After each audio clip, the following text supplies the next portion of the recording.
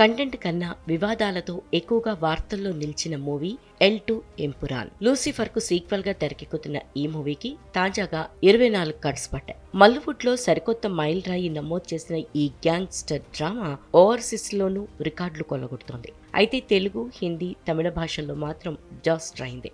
Audience ఈ మూవీని light తీసుకోవడంతో మొదటి రోజు డీసెంట్ వసూళ్లు దక్కాయి. కానీ తర్వాత ఆ సినిమాను చూసేవారే లేకుండా పోయారు. ఇదిలా ఉంటే ఈ సినిమాకు సంబంధించి మరో ఇంట్రెస్టింగ్ అప్డేట్ సోషల్ మీడియాలో చక్కర్లు కొడుతోంది. ఎల్3 ది బిగినింగ్ పేరుతో ఈ సినిమా థర్డ్ పార్ట్ త్వరలో పట్టాలెక్కనుందట.